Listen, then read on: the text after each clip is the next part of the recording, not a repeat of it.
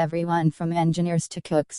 After the war, there was a special regulation for prisoners of German origin, including Volga Germans, German exiles and even German Jews. They had to sign an application to stay, and almost all were sent to a special community barracks in the remote area of Cayenne. There is even one extraordinary borderline case quoted of a prisoner who had completed his sentence and not been given another one, who was yet not issued with his discharge papers, and went on working for many months with the remarkable status of tree prisoner. 9. We may suitably recount here the fate of an anomalous group, one of the most extraordinary set of inmates which even Kolyma had seen. In its earlier days, the road-building administration and the settlement of Yagodnoy, at which it was located, were the best-managed enterprises in Kolyma. This was due to the efficiency of the administration's chiefs. It was common practice under Burzin to employ skilled and experienced prisoners in important administrative and technical posts. This was the case even with quite ordinary prisoners. But the Yagodnoy men, sent him in 1935-6, were a very special category. They were none other than the Leningrad NKVD officers Medved, Zaporozhets Fomin, Yanushevsky Mozevich, members of that group of 12 which had, on 23 January 1935, been sentenced to short terms of imprisonment for failing to observe the basic requirements of state security, in that having received information about the preparations for the attempt on SM Kirov, they failed to take the necessary measures to prevent the assassination, although they had every possible means of arresting it. As Khrushchev was to remark 20 years later, after the murder of Kirov, top functionaries of the Leningrad NKVD were given very light sentences, but in 1937, they were shot. We can assume that they were shot in order to cover the traces of the organizers of Kirov's killing.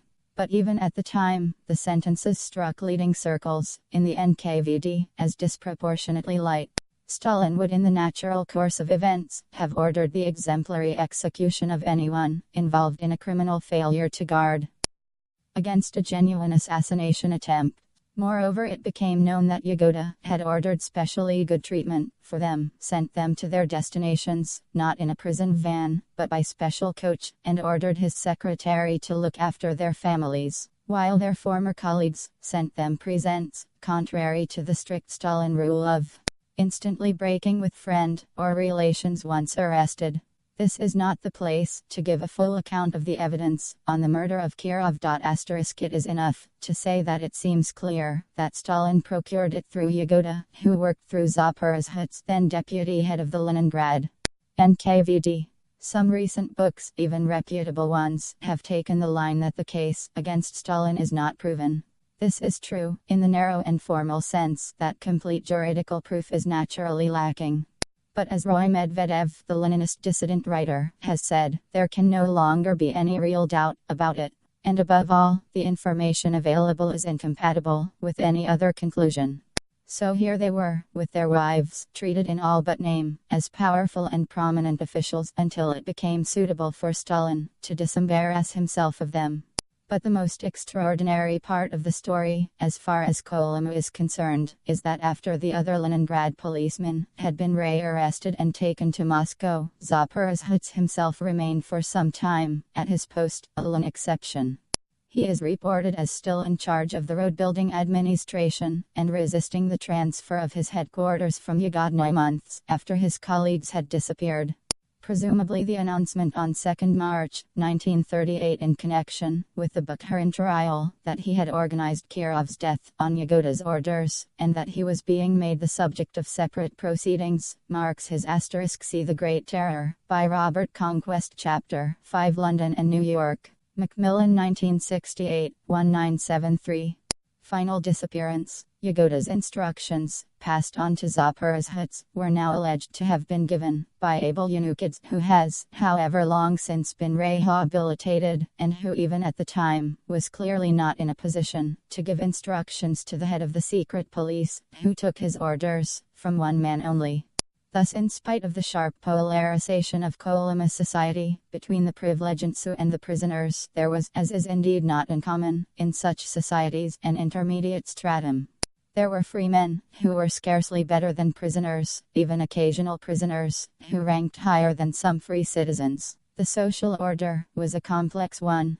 Still, the basic division remained clear, and the moral and social corruption of the system is evident. Nevertheless, it is worth noting that, as we have said, instances of actual humanity to prisoners were occasionally to be found, even after J 937. These usually led to trouble. We are told Literaturnia Gazeta, 4th April 1, 964, of a geologist who intervened on humanitarian grounds. He once complained to an official, "These people might die." "What people?" The representative of the camp administration smiled. "These are enemies of the people."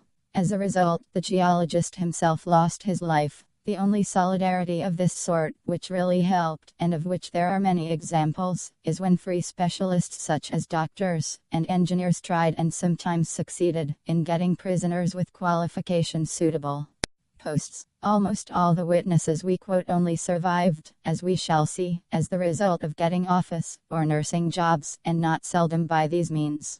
The hierarchical structure of Kolyma society applied not only as between freemen and prisoners, but also among the prisoners themselves. First came the Urkas, who ranked, in the social scale of Kolyma, far above the lowest of the low, the politicals. Hitherto, the politicals had been terrorized by the Urkas, on the ship or earlier, in spontaneous acts of robbery and violence. They were now to find this oppression consciously taken advantage of by the authorities, and built into the system. Officialdom made it clear to the Urkas that they were a privileged stratum. A former criminal is quoted by Roy Medvedev. "They tried to let us know that we thieves were still not lost to the homeland. Prodigal, so to speak, but nevertheless sons. But for fascists and counters, i.e. politicals, there was no place on this mortal earth, and never would be in all ages to come. And if we were thieves, then our place was beside the stove, while phrasemongers, and all that sort, had their place by the doors, and in the corners." 16. They exploited this support ruthlessly.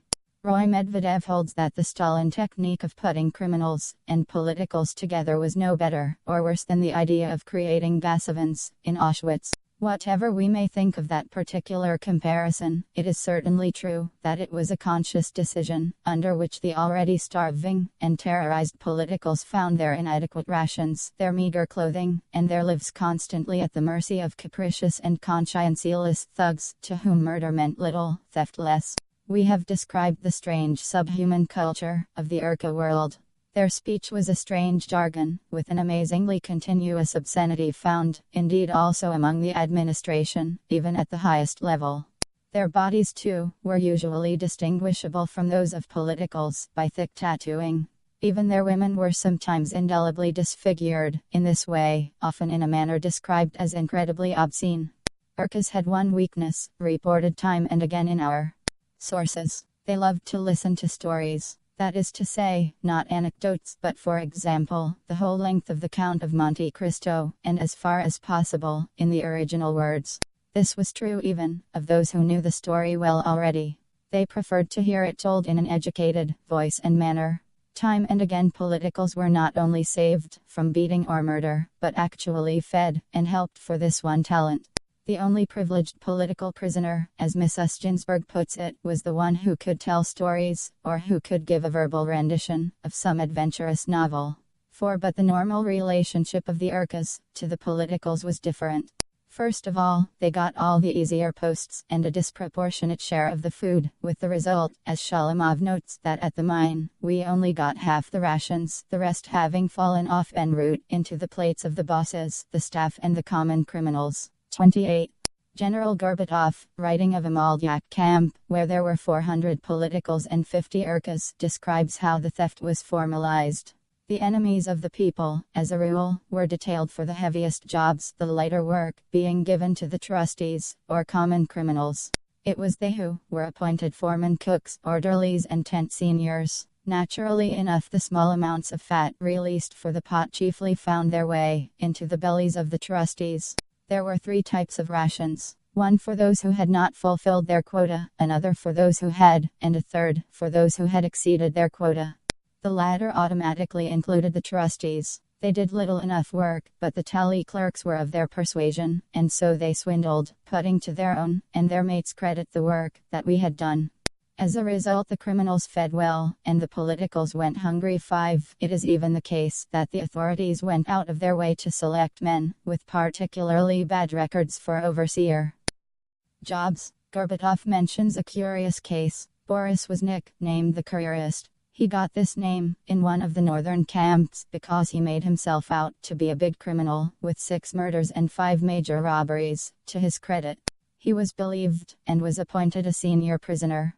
Then it turned out that he was simply an independent, small-time thief. There was a great fuss, and he was demoted and given his nickname. 5 criminals were favored in other /years. Out of the mass of criminals in Kolyma, a few hundred would be picked out and released shortly before their term was up. The list of the names of these people, who were called 200%ers dvuksotniki, was posted in the dining rooms of all the camps so that the rest would learn from the example of these super producers. On closer examination, you discovered to your surprise that a prisoner, who had worked as a chambermaid for some NKVD chief, was listed as a 200%er in woodcutting, for which meritorious accomplishment she was being released before completion of her sentence. Most of these people were criminals, who had distinguished themselves in the service of the camp authorities by special cruelty towards their fellow prisoners, and who were falsely listed as minors, or else they were brigadiers, who had made a name for themselves by denunciations and ruthless driving of their workers. 13. In addition to the regular and legalized theft of food, ordinary robbery, often with violence, went on unchecked. Shalamov tells a typical story. One day, an exceptional event, since they arrived very rarely. I got a parcel. Airman's boots made of felt. Our relatives did not understand our conditions of life. They would have been stolen the first night. So even before leaving the office with the commandant, I sold them for I rubles to the team boss, Andrei Boyko. The boots were worth 700 rubles, but it was a good sale. I had the means to buy 100 kilograms of bread or perhaps butter and sugar. I hadn't eaten any butter or sugar since my stay in prison. At the shop I bought a kilo of butter at 41 rubles. As soon as this purchase was made, in the middle of the day, as we were working at night, I ran to Shinin, who lived in another barracks, to celebrate. I had also bought some bread. Emotion and joy made Shinin stutter. But I haven't the right. Why me? He murmured, overwhelmed. No, I can't. I anally convinced him, and he went off running to get some hot water. Immediately a terrible blow on the neck sent me rolling to the ground. When I got up, the bag of bread and butter had disappeared. The great chunk of wood with which I'd been knocked out lay by a mattress. Around me everyone was laughing. Shinin arrived with a pot of hot water. 28. Sometimes the motives were different. On his first night in camp they stole a Dutch communist's shirt and the photograph of his wife. Every time I remembered this I felt worried and embarrassed. Who could need the photo of a foreign woman, and why? You don't see, a grinning colleague said to me one day. It's not difficult to guess. Some toughs pinched the photo to organize, as they say, scenes of masturbation. 28. Robbery extended to the products of work where possible. Sometimes it happened that we and the criminals were sent off for wood together. We, the enemies of the people, would go into the forest. The criminals would lie in wait for us not far from the camp. As we came back they would grab our load, and if they were feeling generous, say, "We'll help you carry that." We were forbidden to return to camp without any wood, and so back we had to go for more, a couple of miles, into the forest. Sometimes things went even worse, depending on who happened to come your way. You might be attacked and have your load snatched from you, and you might be badly beaten up, for good measure, and told, "You're a communist, aren't you? You defended Soviet power, didn't you? Well, here's your thanks." 5. But more basically, this regime of violence was, as we have said, harnessed to the official machine, with the Urkas acting as supervisors of the political serfs. The Urkas did not work with their clubs, their thermometers, as they laughingly called them, in hand. They strode among the diggings to ensure the execution of the plan. They threw themselves on the defenseless politicals, and often beat them to death. Politicals, unbridled repression against millions had put under this title innocent men of all politics. They were martyrs, but not heroes. 28. A Romanian prisoner gives a fairly typical specific instance. After 12 hours work that first day, we began to climb down the slippery path to our camp quarters. My heart was pounding, my limbs were stiff and aching. My whole body was in such a state of exhaustion that I felt certain that a few more days of such hard labor would finish me. As we slid down the slope, like a bunch of drunks, the brigade leader stopped us in front of a barn-like building, from which a weak beam of light shone out into the pitch-dark night. "Halt," he said. "I want everybody to go in and bring out 2 cement bags to load the truck." Inside, in a dusty, choking atmosphere, people began to load the bags on their shoulders and haul them out to be loaded on a waiting truck. With some help, I lifted up the 2 bags on my back and, bending under their weight, directed my feet towards the door. Whether it was my state of exhaustion after the exhausting day's work, or whether I slipped on the threshold, I still don't know, but I fell on my back and the cement bags flew from me. One of the bags burst open, and the contents spilled all over. I heard shouts and curses, but I couldn't stand up. At that moment, the brigade leader arrived on the scene. Soviet Kolyma, and began to beat me with a thick iron rod, calling me all sorts of names. The blows were falling indiscriminately all over me, and I felt certain that the next one would finish me. But I still could not make it to my feet. Finally, his thirst for blood satisfied, he allowed some of my fellow inmates to help me back on my feet. I tried to move, convinced that death was round the corner. I don't know how I eventually reached the camp. I needed immediate medical attention, but there was no doctor in the male barracks.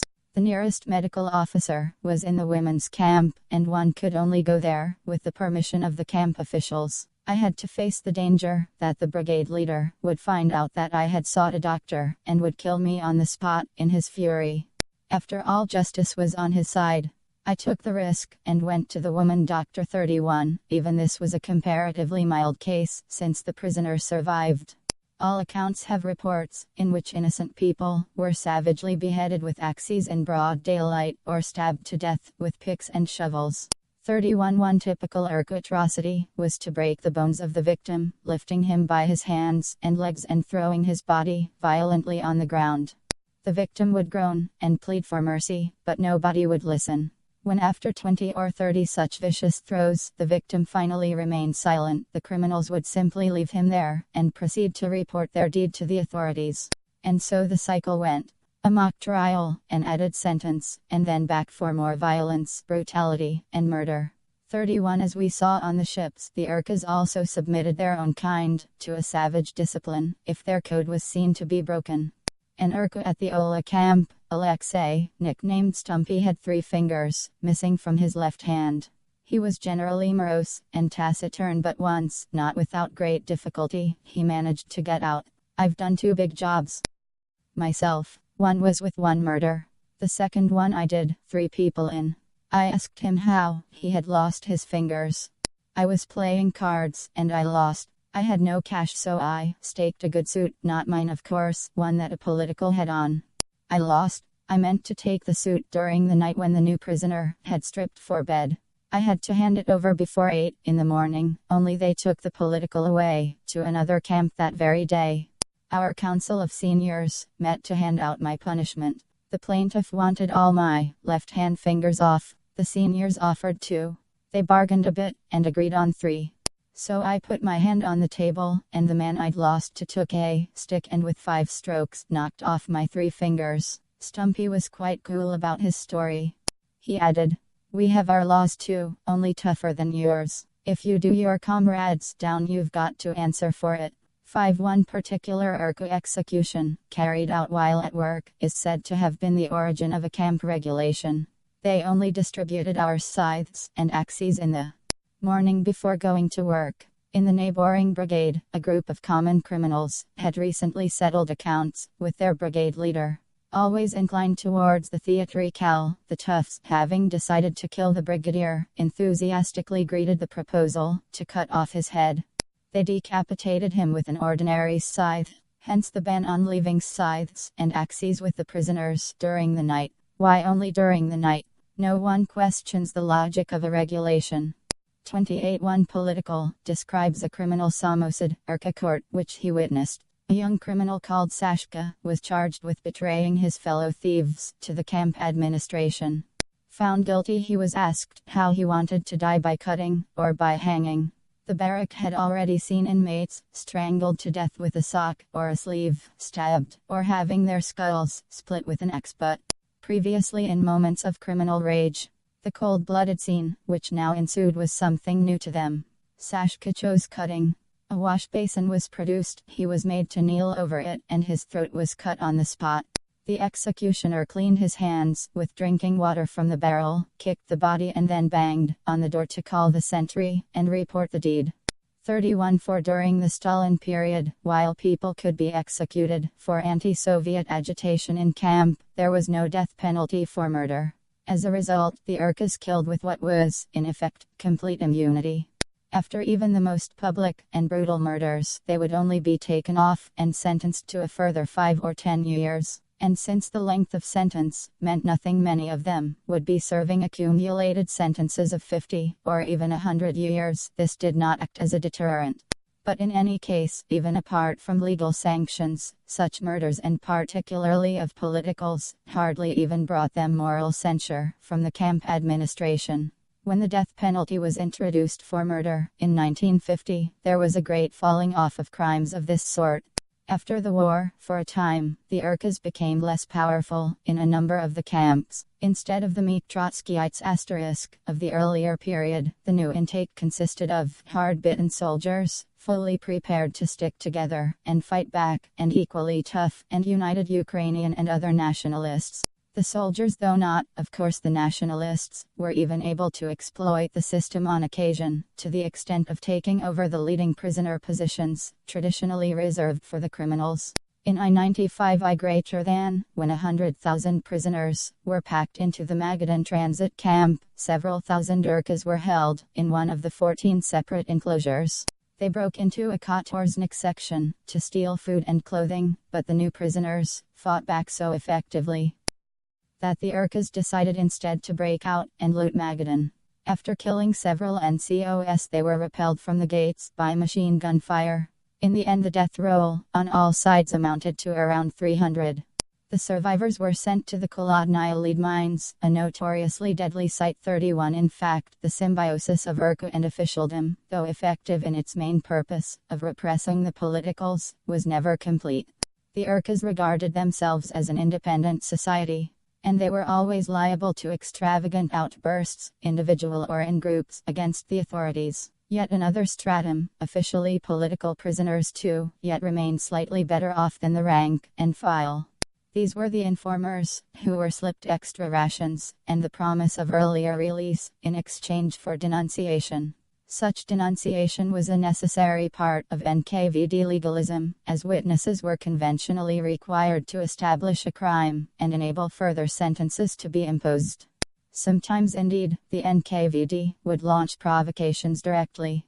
The secret police also resorts to provocation whenever it has to formalize the liquidation of counter-revolutionary elements who have otherwise given no ground for execution and whom it considers dangerous and deserving of such punishment.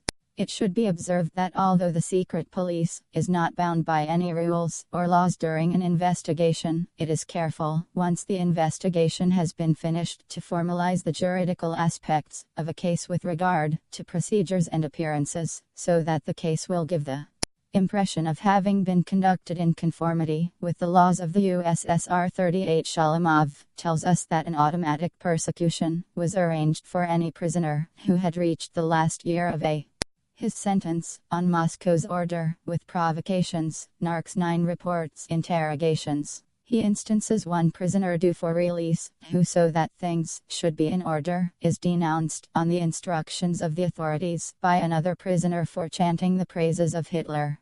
Eleanor Lipper describes a typical attempt to mount a provocation against an honest doctor prisoner. A bottle of alcohol and some poison were found in the doctor's bunk in the barracks while he and the other prisoners were away at work. It was put about that a terrorist Trotskyite organization had been discovered.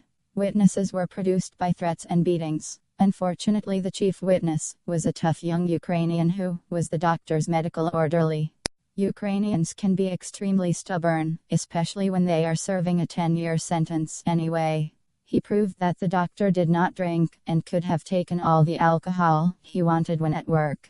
It was then alleged that the alcohol was used to bribe accomplices. However, things had now been held up so long that an NKVD investigative officer hostile to the commandant took over. He saw that from his point of view, no political capital could be made of the case. This would have done no good, but he turned up a fact that destroyed the whole story, that the bottle in which the poison was found was of a type used in the provocateur's office only. The accomplices confessed. Those concerned in the frame-up disappeared, including the camp commandant. As Mrs. Lipper said, the incident was one of the very rare triumphs of justice in the Soviet Union, and deserves to be remembered for that reason. 13 In November 1937, Filimonov, head of the militarized guard, organized a remarkable provocation at the Kursky fisheries camp near Shredinkolimsk.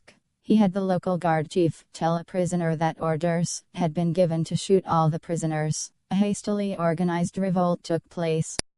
But after holding the camp for some weeks, the prisoners had little choice but to surrender. Most of them seem to have been shot. 38 The role of the regular informer is most strikingly illustrated by a figure of whom we chance to have separate reports from Eleanor Lipper and Varlam Shalamov, respectively, the former deputy People's Commissar for Heavy Industry Krivitsky, who is also mentioned, though in friendlier tones, by Mrs. Ginsburg as a helpful fellow passenger on the Djerma. A distinguished surgeon, a prisoner called Dr. Koch, was the best in Magadan, and was always resorted to by the top administration. However, the free chief physician had him denounced and he was sent to the Barylyuk mines. Here, after the outbreak of war, he became particularly vulnerable as a Volga German. In 1943 he was accused of having made pro-Hitler, pro-fascist speeches to a group of prisoners. The shameful witness at this trial was the despicable Krivitsky, former deputy People's Commissar for Heavy Industry, who himself had been sentenced in 1937 to 15 years imprisonment as a counter-revolutionary. A slimy, fawning, cunning creature, he hoped to buy his freedom by acting as a provocateur. Old Koch, whose sole fault was that he had saved the lives of thousands of people, was shot. In 1945, when I was working in the prisoners' hospital in the northern gold mine region, Krivitsky was in the hospital from a stroke of paralysis. I noticed how some of the patients from Barylyuk watched him with mingled hatred and fear, and refused to have anything to do with him. I did not understand until they told me of the numerous victims of Krivitsky's informing activities. 13 Krivitsky also features in the camp trial, at which Shalamov received his second sentence, to provide the formal basis for keeping him in after he had served his first. Shalamov speaks of the leading camp denouncers, who set him up for it: Krivitsky, the former deputy commissar for industry, and Zaslevsky, a journalist on Izvestia *. 2 witnesses were, in fact, required by regulations, after a month on penal rations, 300 grams of bread and a bowl of water, to which the jailer twice added a spoonful of soup. Shalamov was ready for his interrogation. As he says, in the conflict of wills which constitutes such an interrogation, a man in his state is at a disadvantage. He adds, if the interrogators of Kolyma had prepared Georgy Dimitrov, the universe would never have heard of the Leipzig trials. The witnesses produced an accusation of sympathy towards the German offensive. Shalamov replied that as he hadn't read a paper for 6 years, he knew nothing whatever about it. Worse still, he had said that the Stakhanovite movement in the camp was a cheat. And besides, he had asserted that Bunin was a great Russian writer. And so he is a great Russian writer. And can I be condemned for saying that? Yes, you can. He's an émigré and an enemy. Finally, he went before the tribunal. They had actually assembled 4 witnesses, one of whom, however, he had never even met. The only question he asked was, why is it that you have the same witnesses for all the accused? After deliberation, on 26 June 1942, he was given 10 years extra. As to his delators, he says Krivitsky is dead, it seems. Zaslevsky got back to Moscow and joined the Union of Writers, even though he'd never written anything except narcs reports. 28 Shalamov also describes a game, played by prisoners at the Chilgala camp, and invented by the two informers, Krivitsky and Zaslevsky.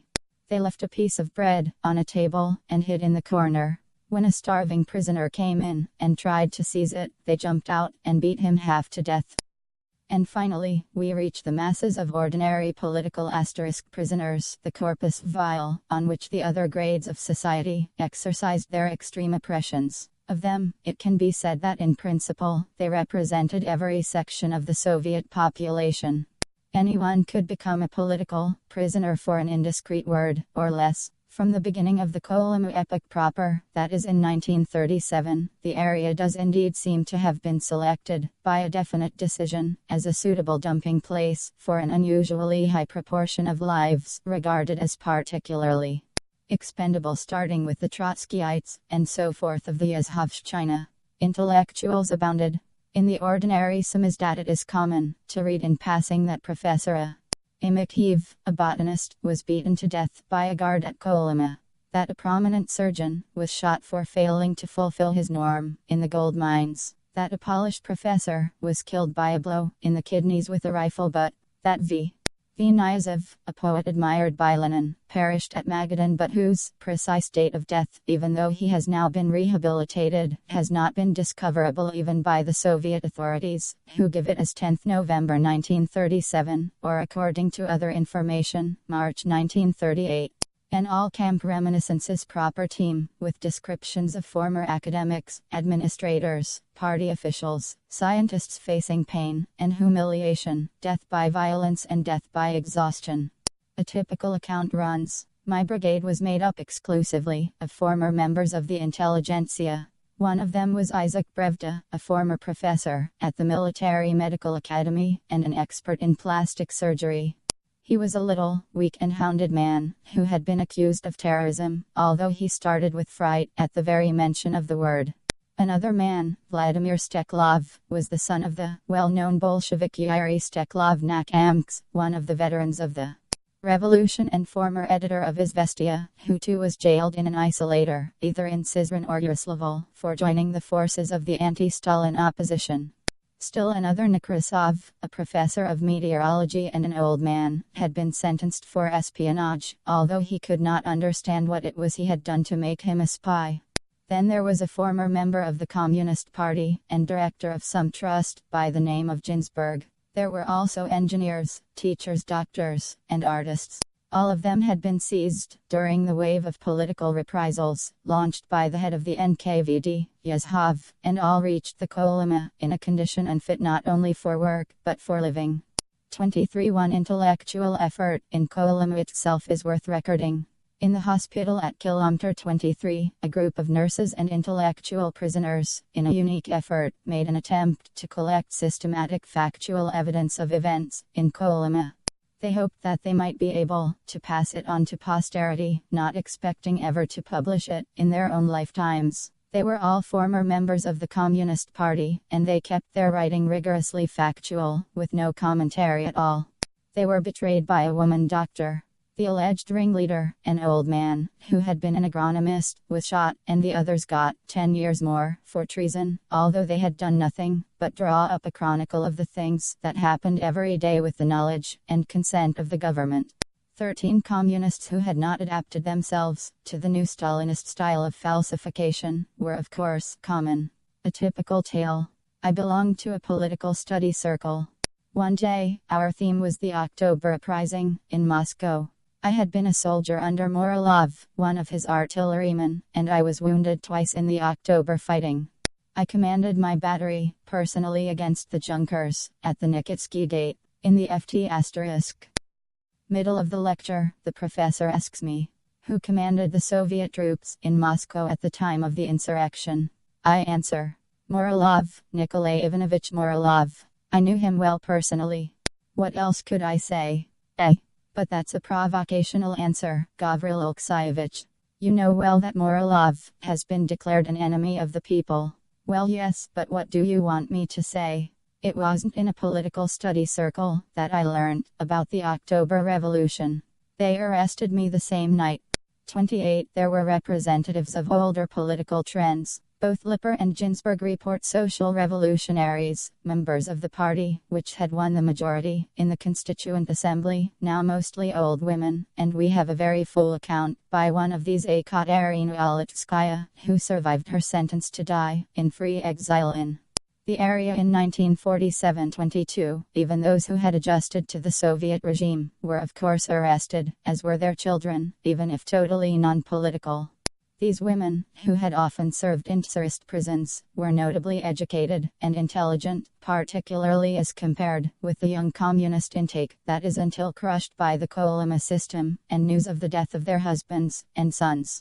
Then there were the Christians. These religious prisoners were the firmest and most unbreakable. They included sects which had been persecuted under Tsardom. Among the women, there were nuns. Their convents had indeed been destroyed 30 years previously, but they still regarded themselves as bound by their vows. Eleanor Lippert describes how on all Sundays and church holy days they would go to the lockup. Neither persuasion, threats, mockery nor physical punishment could force them to work on the Lord's days. They ate their slender punishment rations and sang their songs. They were beaten. Their skirts were tied over their heads, and sometimes they were tied together by the hair. It did not help. On the following Sunday, they allowed themselves to be pushed into the lockup, as patiently, submissively, and unflinchingly as ever. 13. The rigor of the sect's beliefs had already involved them in persecution from Tsardom, which now continued. With some, their religion forbade them even to give their names to Antichrist. One woman would never answer roll call with her name. Others used to call out for her, but if there was no friend present, she was simply sent to the lockup, without food for the night. Other sects had rules against official documents. In fact, absence of papers had often been the cause of their arrest and conviction. For this fairly minor offense, they got only 5 years. Unfortunately, when they were taken for discharge, they refused to accept their discharge papers, and were tried and sentenced again. During the war, a number of church dignitaries who had survived were released and restored to office, under Stalin's then policy of broadening his support. This did not apply to the rank and file of those sentenced for religious reasons, who remained. Muslim prisoners from Central Asia and the Caucasus presented a different picture. Brought from the subtropical climate of their homelands to the coldest regions in the world, they died like fleep. All their vital forces were numbed as soon as they went out into the terrible cold. They did not try to defend themselves. They let themselves be driven out to the gold mines. They stood motionless, their arms crossed, their bowed heads hunched between their shoulders, waiting for the end. They made no response at all to orders and curses. Blows were useless. It was as hopeless as asking tin soldiers to bestir themselves. The decent guards, who realized that these people could not be made to work, because in this cold they simply stopped functioning, used their rifle butts to drive the prisoners around and around in a circle, not out of cruelty, but out of pity, because they simply could not look on while the men stood numbed until they fell over, like so many dolls. Another frozen to death, the prisoners would note. Thermoshock, the doctor would record. When one of them entered the hospital, it was certain that he would leave it feet first. While their Russian comrades fought for life to the last breath, they waited submissively for death. This fatalism, this utter capitulation to the thought of death, made saving them impossible, although Russians with similar cases would overcome the disease. While the Russians' patients swallowed their pills with a childlike faith in their curative powers, the Central Asians took the medicine with skeptical indifference, convinced that it would not help at all. Their traditions forbade them to undress in the presence of a woman, even a nurse. It was a battle every time to give them an injection or an enema. On the other hand, while we had to insist on the Russian patients washing, these Asiatics were extremely careful about personal cleanliness to the last minute of their lives. Many died of tuberculosis, many of intestinal diseases, many of pellagra. But the real sickness was the cold, the sunlessness, and the actual imprisonment. These people, many of whom had been nomads, could not endure confinement. 13. In addition to the more or less permanent intake of intellectuals and people of non-communist convictions, the camp population received a variety of additions, reflecting the political circumstances. It is even the case that in 1939, a whole category, though a small one, was released from Kolyma altogether. As a result of the Nazi-Soviet pact, the last voyage of that year saw the shipping out of German communists due to be handed over to the Gestapo. Among the 570 transferred from NKVD to Gestapo custody at the frontier bridge at Brest-Litovsk that winter. The same year saw the arrival of the first Poles from Soviet-occupied territory. Many more were to come in 1940. Remarkably few Poles, in fact, seem to have survived to recount their experiences, though, unlike their fellow prisoners, those who did survive were released under the Polish-Soviet Treaty of 1941, and various accounts from them are available. The Poles suffered the disadvantage that they were heavily discriminated against when it came to the function, jobs of the camps, which alone gave reasonable chances of surviving.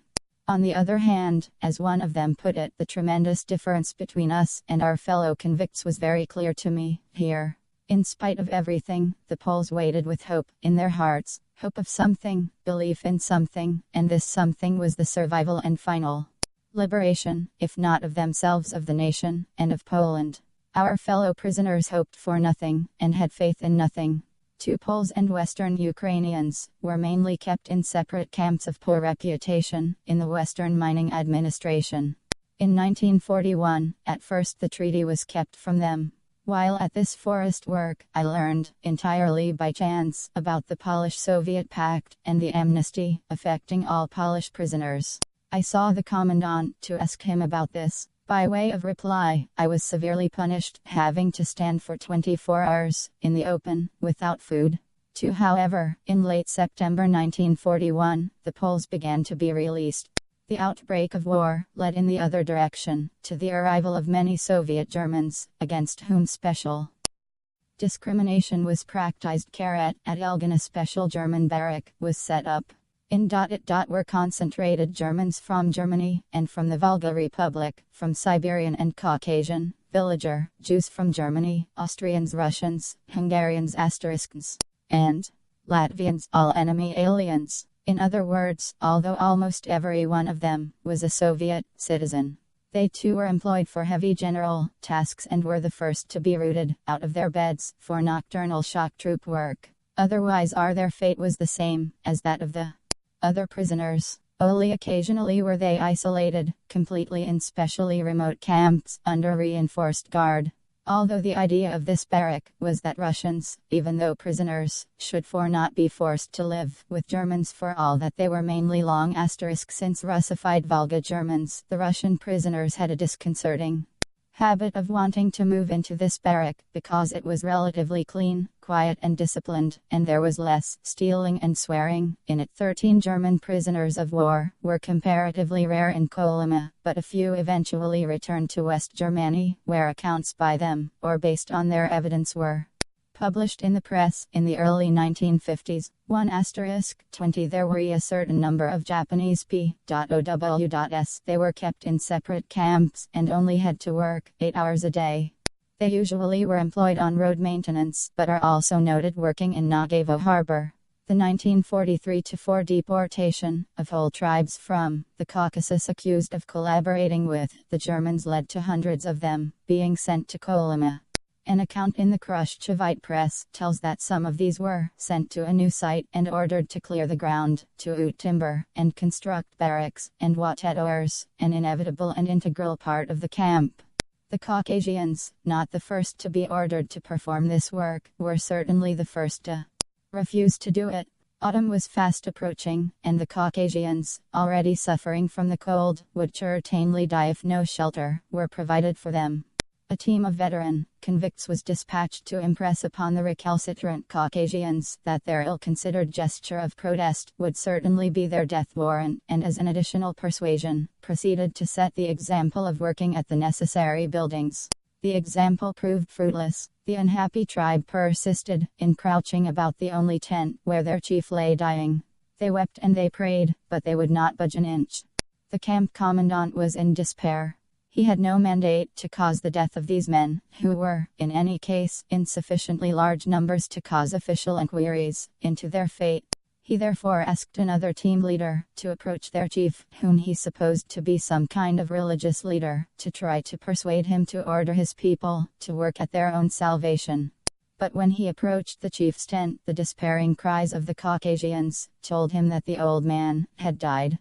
All was not lost, however, for after the chief's funeral, which was performed in accordance with strict religious observance, the Caucasians signified their willingness to perform the tasks required of them.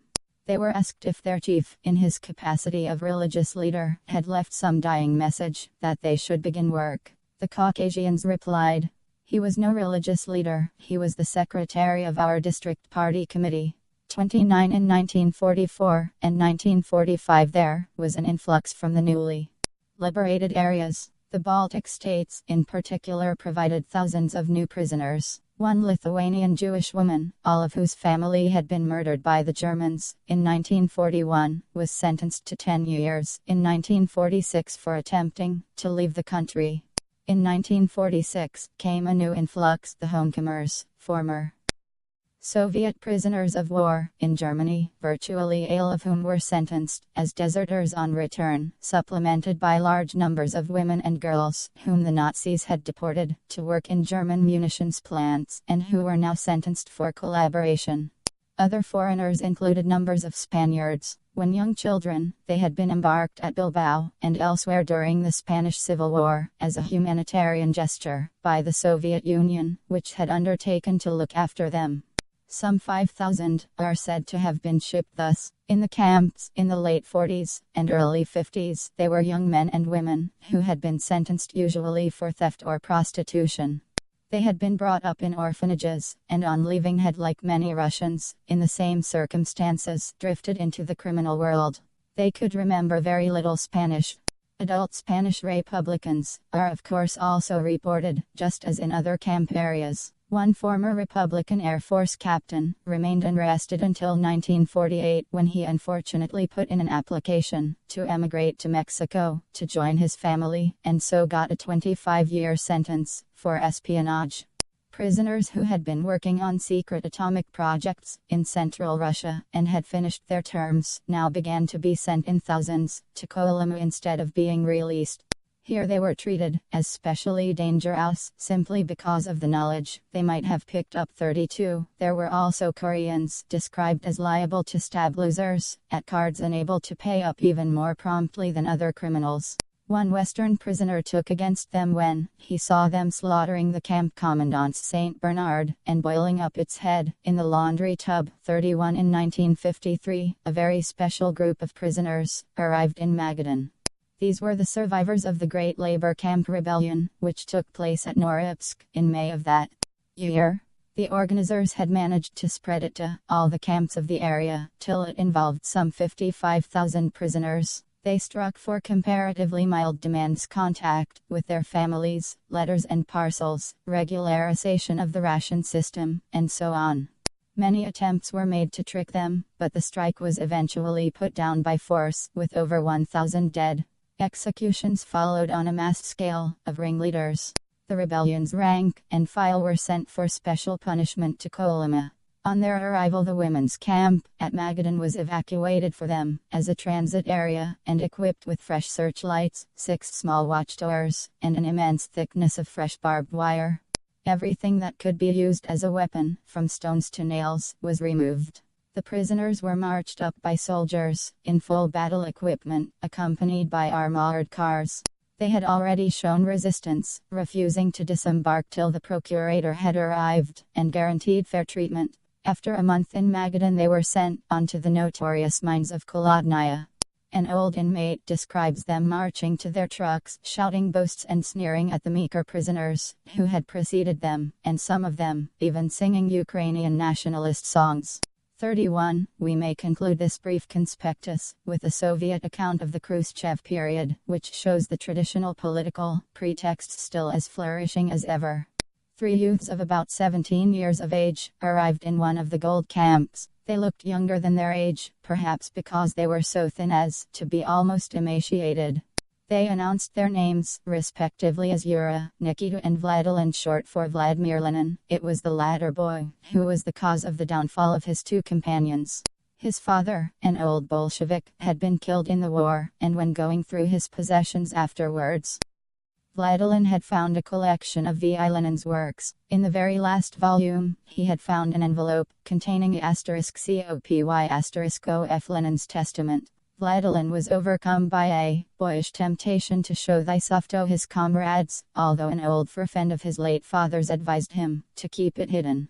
Vladilin, although he knew that the advice was good, could not help showing his find to his friends. The matter was reported to the authorities, and he and his closest associates were arrested on the accusation of terrorism and counter-revolution, and sentenced to 15 years. So there they all were, 3 boys, 2 girls and others of the youthful group dispersed in other prison camps. The prisoners were sorry for their youth and weakness and hunted for something to give them to eat and pressed them to take the places nearest the stove. The remark of an old Ukrainian appeared a fitting comment. They have not enough men to send us now, so they have to send children. 29. We shall be dealing with the living and dying conditions facing this wide variety of prisoners in a later chapter. Meanwhile, though, it will be appropriate to note a certain hierarchy of suffering. It was often a matter of chance if a prisoner was sent to a bad camp or not, and chance almost always played a part in survival. But there were also institutionalized differences in the prisoners' jot among politicals. There was a small proportion in Kolyma who had been sentenced under Article 58X for anti-Soviet agitation merely, and not terrorism or espionage. Unlike all other politicals, these were not absolutely excluded from the possibility of privileges, otherwise only granted to Urkas, and they were not automatically given the worst and most backbreaking jobs. At the other extreme came the lowest and most oppressed category of all, those sentenced not merely for counter-revolutionary activity (KRB) but for counter-revolutionary Trotskyite activity (KRTD). These were not, of course, Trotskyites in any sense. All genuine Trotskyites, and there were very few of these, had been shot by 1937. THP expression now meant only that the victim had for some reason, or by chance, incurred the special hatred of one or other official involved, and was thus subject to the worst accusation available. Anyone who had the fatal letter T Trotskyite on his dossier was the subject of special instructions, which ran: during detention forbid all use of post and telegraph. Use only for the hardest labor. Report on the conduct of the accused once every 3 months. This was a passport to death. Shalamov describes a prisoner who managed to save his life by getting a typist to drop the T from KRTD when recopying his dossier for the camp file. When and especially after about 1943, it came to katorzniki serving katorga, or hard penal servitude, usually with a 20 to 25-year sentence. These were the worst treated of all. It was commoner in Kolyma than in the other main camp areas. They could not in any circumstances be used except for hard physical labor. They were transported in chains. They lived in barracks, on bare boards in 3 tiers, without straw mattresses or blankets, so that they never dared to take off any of their wet work clothes. They were granted a blanket only after 3 years of good conduct. Their camps were totally isolated from all other prison camps. All contact with the outside world, all correspondence was forbidden to them. 13. They did not survive.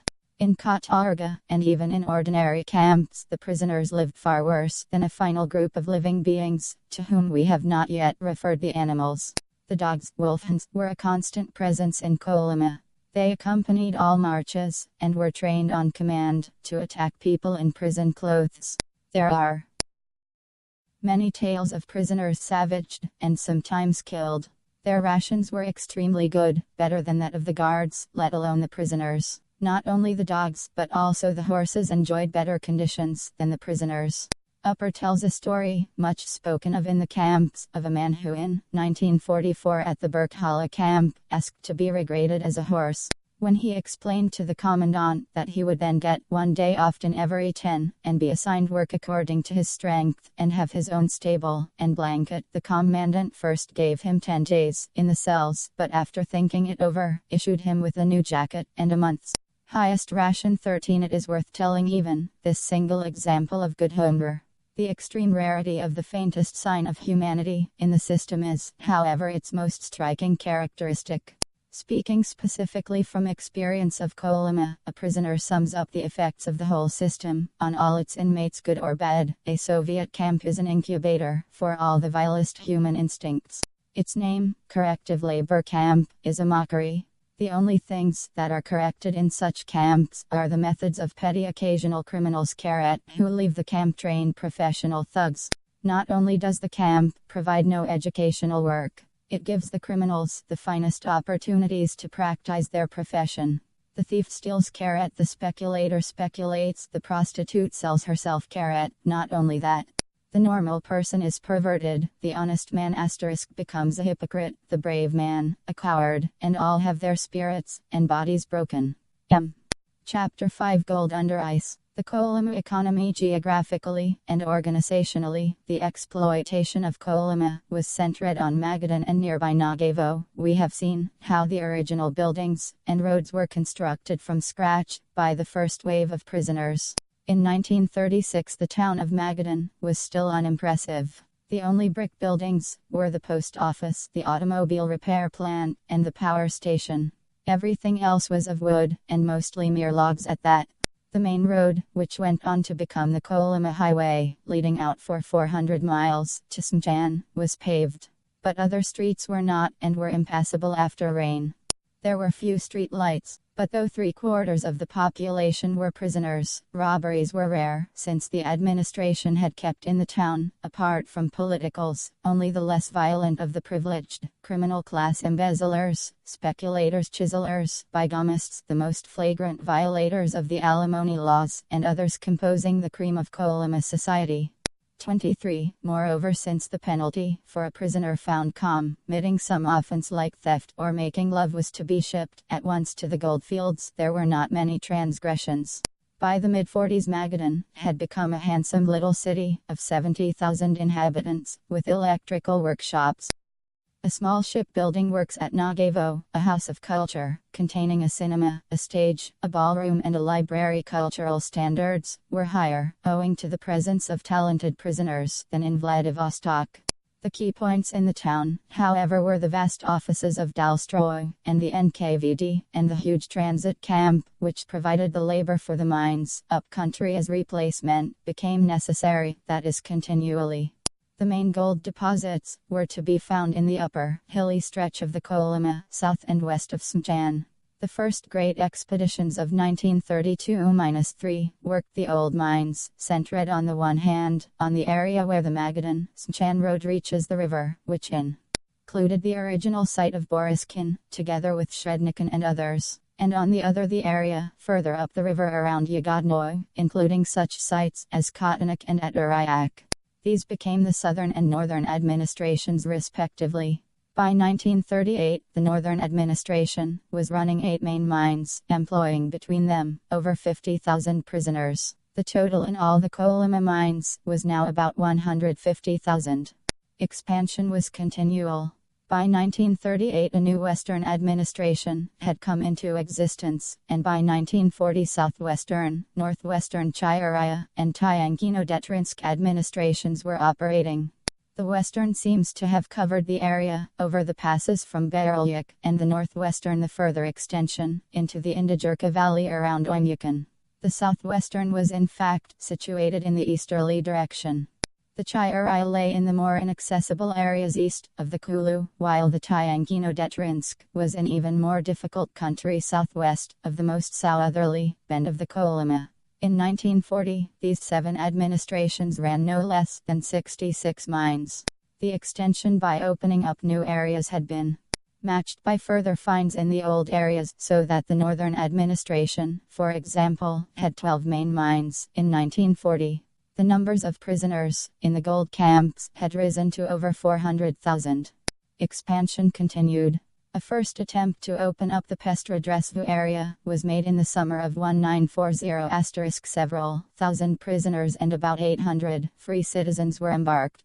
The winter clothes were inaccessible at the bottom of the hold when the cold weather set in, and there was much frostbite en route. They were landed, in conditions somewhat resembling the first assault on Magadan in 1932, but weather and sea conditions made it impossible to build the base harbor. After thousands of deaths, the survivors had to be re-embarked, and the project was abandoned. In the spring of 1941, the remnant of the expedition was unloaded in the port of Magadan. 200 free men, and 150 prisoners. In the prison hospital at Magadan, where I was working as a nurse at this time, these 150 were laid side by side on cots in 3 barracks. They were hollow-eyed relics of humanity, but they kept silent about the horrors they had endured. Only those in the delirium of pneumonia screamed out their memories. The frightful stench of rotting human flesh filled the barracks. The morning after their arrival, the surgeon came with his assistants and his instruments, and went down the line. With the aid of the nurses, the sick were sat